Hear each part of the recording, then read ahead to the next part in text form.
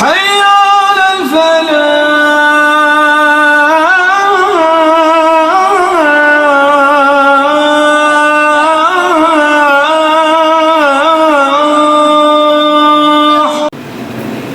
أعوذ بالله من الشيطان الرجيم. بسم الله الرحمن الرحيم. ولا تقولن لشيء إني فاعل ذلك غدا إلا أن يشاء الله واذكر ربك إذا نسيت وقل عسى أن يهديني ربي لأقرب من هذا رشدا ولبثوا في كهفهم 300 سنين وازدادوا 9 قل الله أعلم بما لبثوا له غيب السماوات والأرض أبصر به وأسمع ما لهم من دونه من ولي ولا يشرك في حكمه أحدا. واتل ما أوحي إليك من كتاب ربك لا مبدل لكلماته ولن تجد من دونه ملتحدا. واصبر نفسك مع الذين يدعون ربهم بالغداة والعشي يريدون وجهه ولا تعد عيناك عنهم تريد زينة الحياة الدنيا ولا تطع من أغفلنا قلبه عن ذكرنا واتبع هواه وكان أمره فرطا. وقل الحق من ربكم فمن شاء فليؤمن ومن شاء فليكفر إنا أعتدنا للظالمين نارا أحاط بهم سرادقها وإن يستغيثوا يغاثوا بماء كالمهل يشفي الوجوه بئس الشراب وساءت مرتفقا. إن الذين آمنوا وعملوا الصالحات إنا لا نضيع أجر من أحسن عملا أولئك لهم جنات عدن تجري من تحتهم الأنهار يحلون فيها من أساور من ذهب ويلبسون ثيابا خضرا من سندس واستبرق متكئين فيها على الأرائك نعم الثواب وحسنت مرتفقا. صدق اللہ تعالی. سورۃ الکہف کا تیسرا رکوع یہاں سے شروع ہوتا ہے. امید ہے کہ گزشتہ واقعات آپ کو یاد ہوں گے. اللہ تعالیٰ فرماتے ہیں اور اے پیغمبر کسی بھی کام کے بارے میں کبھی یہ نہ کہو کہ میں یہ کام کل کروں گا. ہاں یہ کہو کہ اگر اللہ نے چاہا تو کر لوں گا اور جب کبھی بھول جاؤ تو اپنے رب کو یاد کر لو اور کہو مجھے امید ہے کہ میرا رب کسی ایسی بات کی طرف میری رہنمائی کر دے جو ہدایت میں اس سے بھی زیادہ قریب ہوں.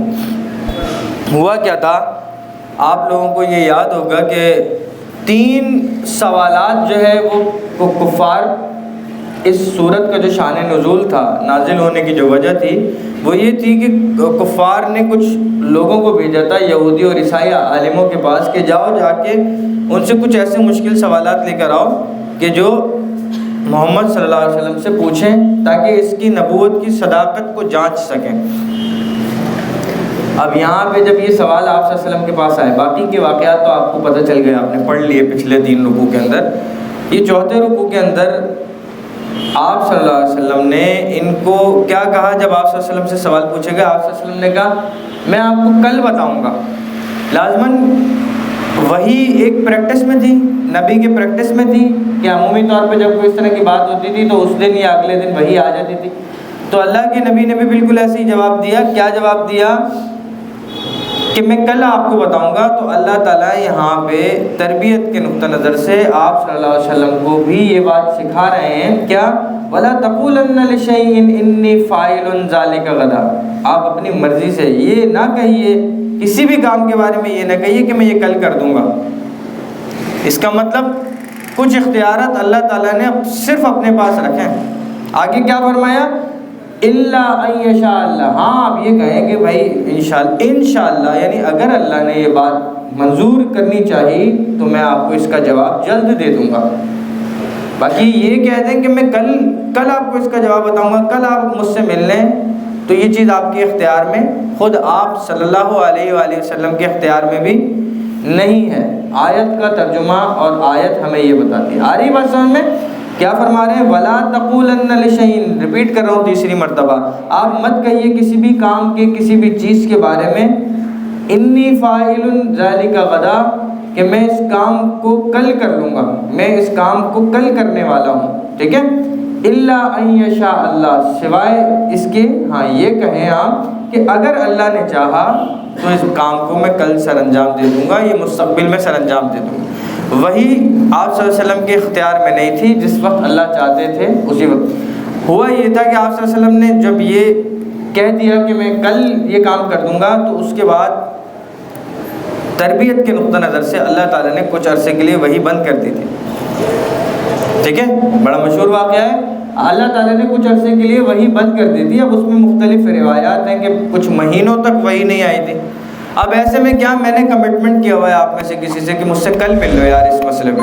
اب کیا ہوتا ہے کہ پھر میں شرمندہ ہوں گا نا، لازمی سی بات ہے.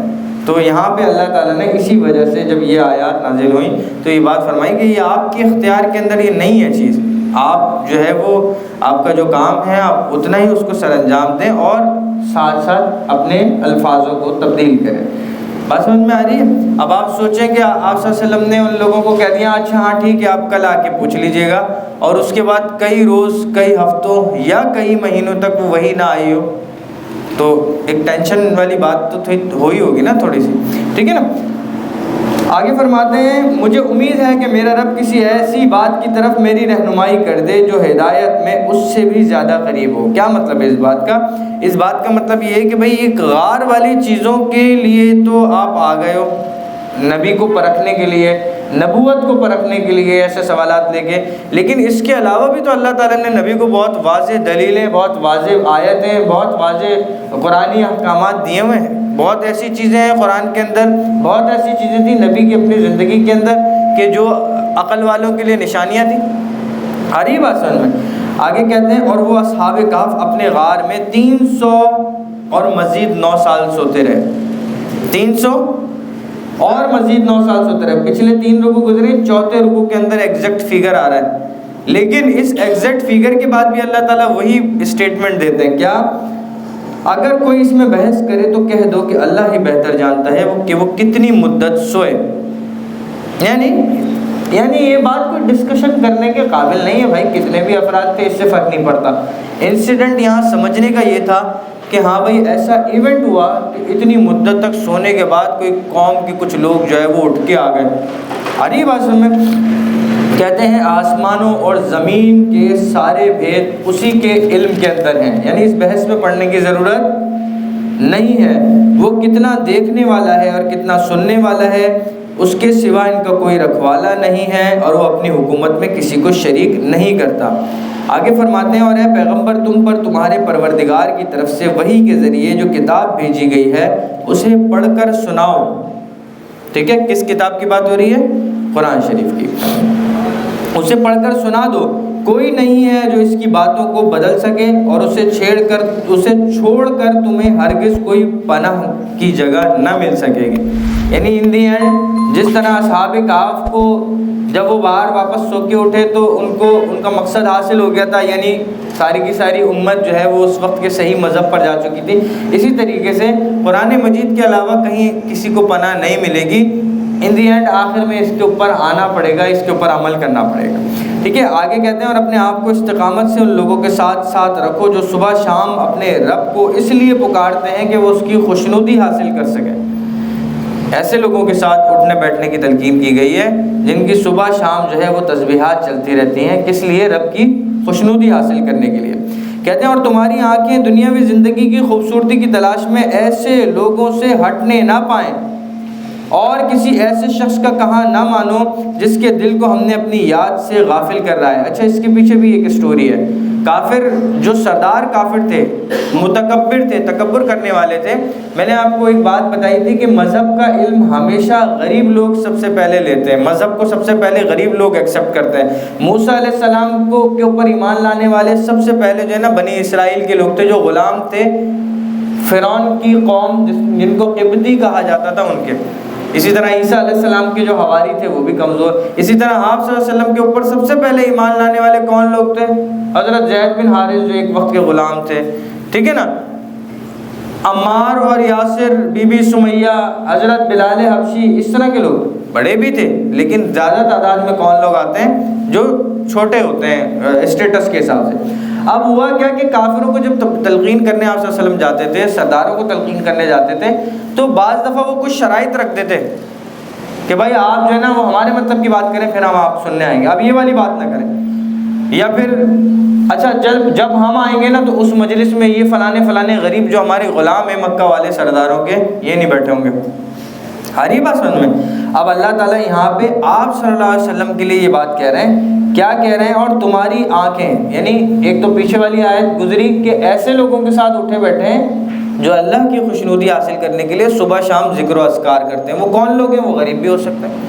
آگے کہہ رہے ہیں اور تمہاری آنکھیں دنیاوی زندگی کی خوبصورتی کی تلاش میں ایسے لوگوں سے ہٹنے نہ پائیں. کیسے لوگوں سے؟ جو غریب ہیں، مسلمان ہیں، کافروں کی باتوں میں آ کے ان سے تمہاری آنکھیں، تمہاری نظر کرم ان سے ہٹنا نہیں چاہیے. آگے کہتے ہیں اور ایسے شخص کا کہنا نہ ماننا کہ جس کے دل کو ہم نے اپنی یاد سے غافل کر رکھا ہے. کیا مطلب؟ کہ وہ جو سردار اللہ کی یاد سے غافل تھے اور اچھی بات سننے کے لیے بھی یہ شرط لگاتے تھے کہ بھئی یہ کمزور لوگوں کو ہٹا دو، غلاموں کو اپنے پاس سے ہٹا دو تو ہم آتے ہیں آپ کی بات بیٹھ کے سنتے ہیں. اللہ کی یاد سے غافل لوگ تھے. تو آپ ان خامخواہ کے سرداروں کی باتوں میں آ کے جو اللہ کی یاد والے دل اور کمزور لوگ جو ہیں ان سے منہ نہ پھیریے گا. یہ بات یہاں پہ کہنے کا مقصد ہے، ٹھیک ہے. اور جو اپنی خواہشات کے پیچھے پڑا ہوا ہے اور جس کا معاملہ حد سے گزر چکا ہے، یہ اسی کافر کو مزید ڈسکرائب کیا. آگے کہتے ہیں اور کہہ دو کہ حق تو تمہارے رب کی طرف سے آ چکا ہے، اب جو چاہے ایمان لے کر آئے اور جو چاہے کفر اختیار کرے. یعنی جو کافر ڈیمانڈ رکھتے ہیں نا کہ ہمارے مطلب کی بات کرو ہم بیٹھیں گے، کمزور لوگوں کو اپنی مجلسوں سے ہٹا دو پھر ہم بیٹھیں گے، یا اور اس طرح کی چیزیں تھیں، ٹھیک ہے نا. تو ایسے بھی پیشکش لے کر آئے تھے وہ کہ بھئی ایک دن جو ہے نا وہ ہمارا مذہب تم فالو کر لو سارے مکہ والے، اور ایک دن جو ہے نا ہم سارے مل کے تمہارے خدا کی عبادت کر لیا کریں. عجیب عجیب پیشکش لے کر آتے تھے وہ، ٹھیک ہے نا، کہ کسی طریقے سے محمد کو ہم جو ہے نا وہ کنونس کر لیں کسی بات پہ، ٹھیک ہے نا. تو یہاں پہ آپ صلی اللہ علیہ وسلم کو اللہ تعالیٰ نے کلیئر اسٹیٹمنٹ دینے کا حکم دے دیا. کیا؟ وَقُلِ الْحَقُّ مِن رَبِّكُمْ، آپ کہہ دیجئے اللہ تعالیٰ کی طرف سے حق واضح ہو چکا ہے. فَمَن شَاءَ فَلْيُؤْمِن، جو چاہے ایمان لے کر آئے، وَمَن شَاءَ فَلْيَكْفُرْ، اور جس کو چاہے جو بہتر سمجھتا ہے کفر میں رہے. بھائی وہ کہتے ہیں یار ہاں ٹھیک ہے یار جو سمجھ میں آ رہا ہے کر لو. یہ وہ والا اسٹیٹمنٹ ہے، ٹھیک ہے. آگے جو اسٹیٹمنٹ ہے بہت سخت ترین اسٹیٹمنٹ ہے. کیا؟ اِنَّا أَعْتَدْنَا لِلظَّالِمِينَ نَارًا أَحَاطَ بِهِمْ سُرَادِقُهَا، اللہ تعالیٰ فرماتے ہیں ہم نے بے شک ایسے ظالموں کے لیے آگ تیار کر رکھی ہے جس کی کناتیں سائیڈ میں جو ہوتی ہیں، جس کی کناتیں ان کو گھیرے میں لے لیں گی، اور اگر وہ فریاد کریں گے تو ان کی فریاد کا جواب ایسے پانی سے دیا جائے گا جو تیل کی تلچھٹ جیسا ہوگا. تلچھٹ کس کو کہتے ہیں؟ تیل بوائل ہونے کے بعد اوپر جو جھاگ والی چیز آ جاتی ہے نا، جو وہ اس تیل سے زیادہ سخت گرم ہوتی ہے. کہہ رہے ہیں ایسے پانی سے ان کی فریاد کا جواب دیا جائے گا جو تیل کی تلچھٹ جیسا ہوگا. یعنی آگ میں جلنے کے بعد لوگ بولیں گے نا بابا پانی پانی پیاس لگ رہی ہے، تو وہ تیل کی وہ جو اوپر کا حصہ ہوگا نا وہ پینے کو دیا جائے گا، اور چہروں کو بھون کر رکھ دے گا. یعنی ابھی تو آپ اپنی مرضی سے کر لو بھائی، جس کی مرضی آئے ایمان لے آئے، جس کی مرضی آئے کافر رہے. کیسا بدترین پانی اور کیسی بدترین آرام گاہ ہوگی وہ. البتہ اچھا جہاں پہ سختی ہوتی ہے، قرآن کریم کے 2 موڈز ہیں اس طرح کی چیزوں میں. آپ صلی اللہ علیہ وسلم کو اللہ تعالیٰ نے 2 ناموں سے پکارا. کیا؟ بشیرا و نذیرا. یا تو بشارت دینے والے تھے، خوشخبریاں ہوتی تھیں، اس میں لالچ کا طریقہ ہوتا ہے، اس میں محبت کا طریقہ ہوتا ہے. یا پھر نذیر انذار ہوتا ہے ڈرانے والا، یہاں پہ یہ پہلے انذار کی بات ہو گئی ڈرانے والی، اب بشارت کی بات ہو رہی ہے۔ آگے کیا فرماتے ہیں؟ ان الذین آمنوا وعملوا الصالحات، البتہ جو لوگ ایمان لائے اور انہوں نے نیک عمل کیے تو یقیناً ہم ایسے لوگوں کے اجر کو ضائع نہیں کرتے، اور جو اچھی طرح عمل کریں یہ وہ لوگ ہیں جن کے لیے ہمیشہ رہنے والے باغات ہیں، ان کے نیچے سے نہریں بہتی ہوں گی، ان کو وہاں سونے کے کنگنوں سے مزین کیا جائے گا، وہ اونچی مسندوں پر، مسند سمجھ لیجئے تخت، مسہری، بیڈ، پلنگ، بیٹھنے کی جگہ اچھی سی، ٹھیک ہے، وہ اونچی مسندوں پر تکیہ لگائے ہوئے باریک اور دبیز ریشم کے سبز کپڑے پہنے ہوں گے۔ دیکھیں یہ ساری چیزیں بتانے کا کیا مقصد ہے؟ ہو سکتا ہے آج کے زمانے میں ان چیزوں سے انٹرسٹ کم ہو کہ بھائی نہیں پہننا ہمیں ریشم، اصل چیز کا مطلب کیا ہے کہ اس وقت کی کمفرٹیبلٹی کے حساب سے آپ اپنی وشز کے اوپر چلنے والے ہوں گے، یہ خلاصہ ہے جنت کا، اپنی وشز کے اوپر چلنے والے ہوں گے، ایک اپنی آپ نے دنیا وہاں پہ بنائی ہوئی ہوگی اور جو چاہیں گے وہ پورا ہوگا، ٹھیک ہے۔ چونکہ اس وقت کافر ان ساری چیزوں کو اسی طرح سمجھتے تھے، سرداری کا زور تھا، شراب کے شوقین تھے، تو ان کو اس وقت کے حساب سے دلچسپیاں جو ہے یہ فراہم کی ہوئی ہیں سمجھانے کے لیے۔ دبیز ریشم کے سبز کپڑے پہنے ہوں گے، کتنا بہترین اجر اور کیسی حسین آرام گاہ ہوگی، ٹھیک ہے۔ یہاں پہ یہ چوتھا رکوع ختم ہو گیا۔ کیا الفاظ ہیں؟ نعم الثواب وحسنت مرتفقہ، کیا زبردست اس کا اجر ثواب ہوگا، وحسنت مرتفقہ، اور کتنی زبردست ان کی پہنچنے کی جگہ ہوگی جہاں پہ وہ آرام کر رہے ہوں۔ جو کچھ پڑھا سنا اللہ تعالیٰ سے دعا ہے کہ اس کو سمجھنے، اس پر عمل کرنے کی توفیق عطا فرمائے۔ وآخر دعوانا ان الحمد للہ رب العالمین۔ حی علی الفلاح۔